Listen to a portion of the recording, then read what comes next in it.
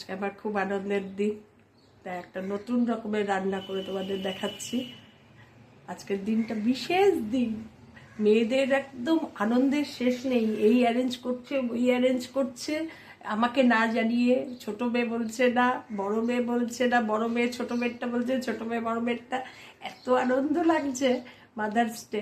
তা আমি ভাবলাম আমি একটা নতুনত্বভাবে কিছু একটা রান্না করি। এই চিকেন আইটেমই করব, দেখি তোমাদের সঙ্গে শেয়ার করছি।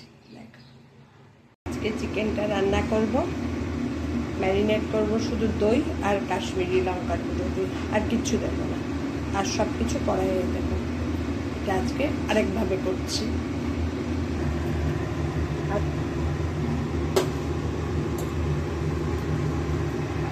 আজকে চিকেনটা করব হিং ফোড়ন দিয়ে। হিং ফোড়ন দিয়ে দেবো। হিংটা ফোড়ন দিয়ে বেশিক্ষণ রাখা যাবে না, তাহলে তিতো হয়ে যাবে। এবার দিয়ে দিতে হবে পেঁয়াজ।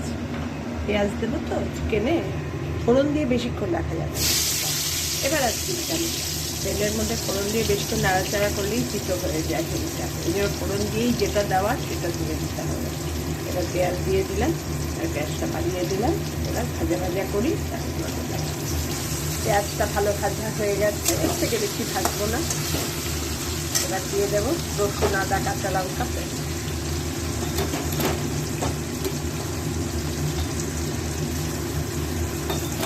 যেটুকু দরকার।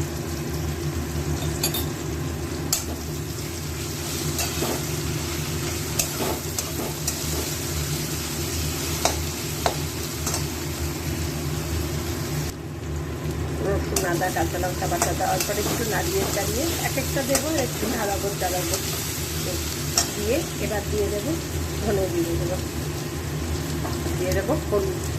কাশ্মীরি লঙ্কার গুঁড়ো এখন আর দেবো না, যেহেতু ম্যারিনেট চিকেনে আছে কাশ্মীরি লঙ্কার গুঁড়ো।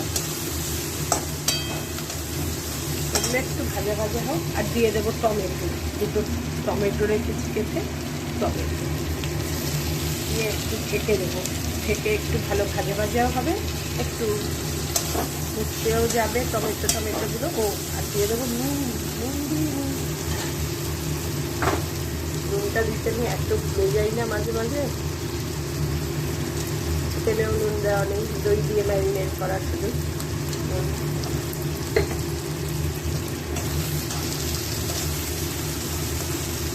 এবার মোটামুটি একটু ভাজা ভাজা হয়ে গেছে। এবার ম্যারিনেটেড চিকেন দিয়ে ঢেকে দেবো। দই আর কাশ্মীরি লঙ্কার গুঁড়ো দিয়ে ম্যারিনেট করে রেখেছি। এবার নাড়িয়ে চাড়িয়ে ঢেকে দেবো।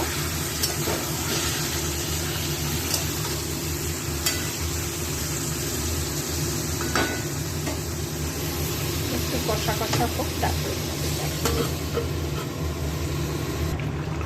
চিকেন দিয়ে ঢেকে দিয়ে গেছিলাম। তারপরে মাঝে একবার খুলে আলুগুলো দিয়ে গেছিলাম। দেখো জল ছেড়ে কি অবস্থা। এই জলেই সিদ্ধ হবে, এটাই ঝোল, এটাই সব কিছু।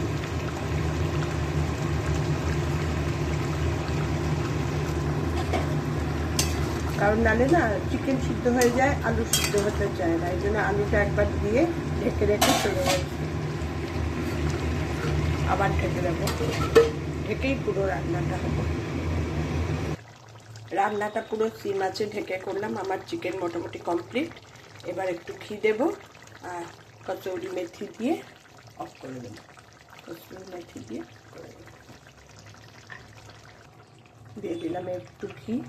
ওই জল, চিকেনের জল, দই, পেঁয়াজ, রসুন সব কিছুর জল দিয়েই পুরো। চিকেনটায় কোনো এক্সট্রা জল দিইনি, তাতেই কত ঝোল দেখো। এটাই পুরো আলুতে টেনে নিয়ে মোটামুটি ভালোই হয়ে যাবে, ঠিকঠাক। কসুরি মেথিটা ড্রাই রোস্ট করিনি, এমনি দিয়ে দিলাম ওপরে, দিয়ে ঢেকে দেব। ব্যাস, আমার চিকেন রান্না কমপ্লিট। কেমন লাগলো জানিও। আজকে হিং ফোড়ন দিয়ে করেছি, গরম মশলা দিইনি কিছু, এটাই ডিফারেন্সিয়েট। টাটা।